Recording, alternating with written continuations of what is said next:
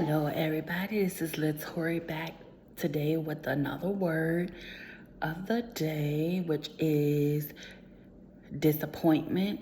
So, like we do always, I'm going to give you the definition that's in the dictionary and then the definition that's in the meaning in the Bible and two Bible verses.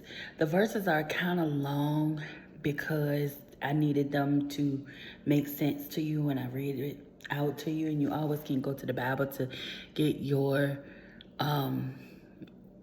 revelation on the scripture. All right, so let's start. Disappointment. Sadness or displeasure caused by the non-fulfillment of one's hopes or expectations. The Bible meaning, the feeling of sadness or frustration that arises when someone or something fails to meet your expectations, often stemming from the actions of others, your own failures, or even a perceived lack of fulfillment from God, leading to a sense of loss or unfulfilled hope. Okay, so I'm pretty sure a lot of us have been disappointed in our life, with ourselves, with people, things that didn't happen that we thought was going to happen.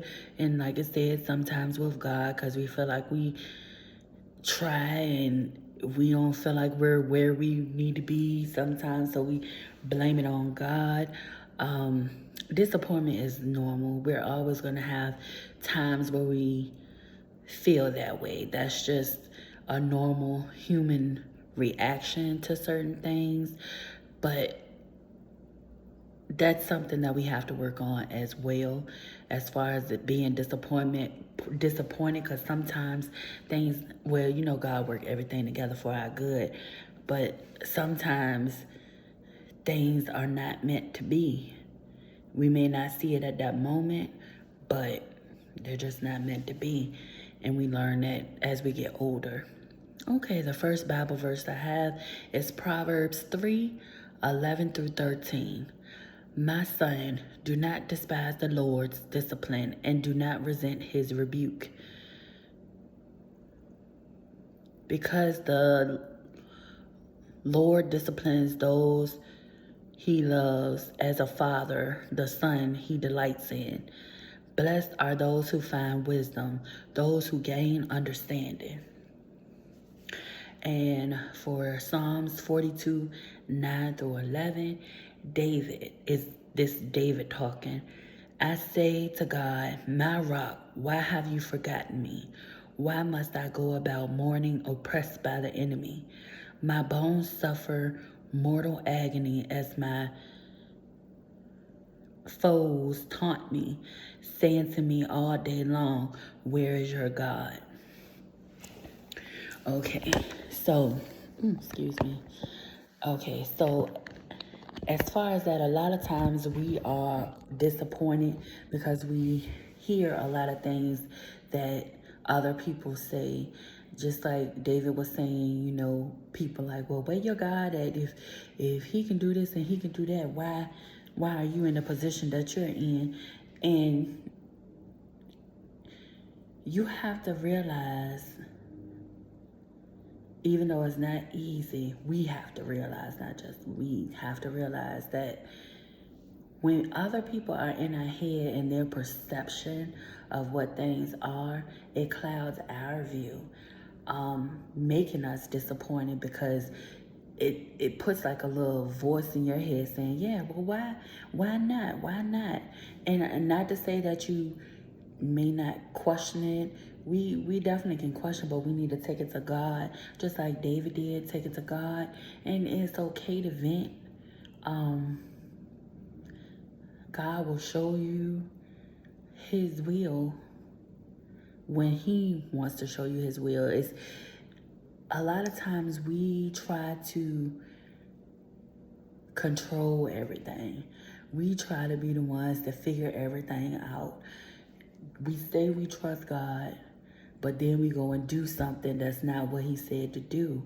And then when we get in these situations where we're caught in between a rock and a hard place because we tried to push what we wanted to do instead of what he wants us to do. Then we try to go to him and be like, well, why this happened? Why that happened? Not taking accountability for the things that we have done to get in the situations that we are in. God sends us red flags on a lot of stuff.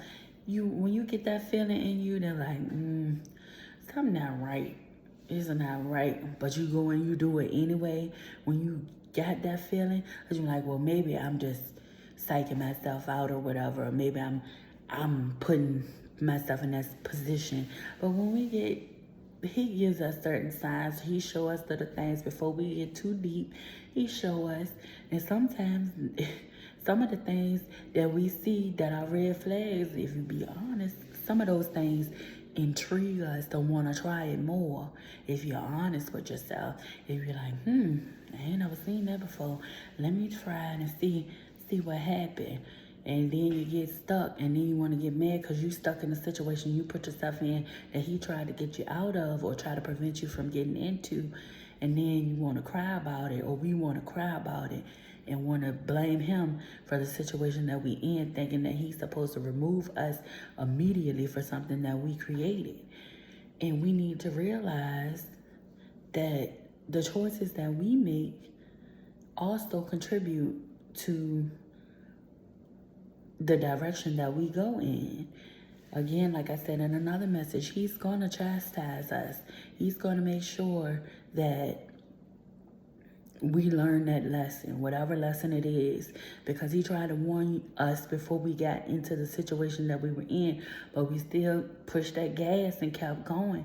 So since you want to push the gas and keep going, all right, well, you chose that route, so sit in it. Again, yeah, he make us sit in a lot of stuff, I know. But I mean, it all works together for our good and gives us the opportunity to learn a lesson. So when we do get to the place that he wants us to be, we know how to handle it. We know what to block. Our discernment, our wisdom, our knowledge, our understanding has increased. And then again, if you don't learn a lesson, you will learn it again, because in order for us to get to the place that he wants to take us, we have to be able to recognize when evil is trying to infiltrate what he's trying to do, so we can block it beforehand, because tests gonna always come. We're gonna always have tests, but you gotta be faithful, trust him, and just do right. If you do right, you can't go wrong with doing right. Can't go wrong with doing right. All right, well, that was the word of the day. I hope you all have a great rest of your evening, and thank you for being a member. Thank you. Thought I was at work for a minute. And thank you for listening. Have a great day.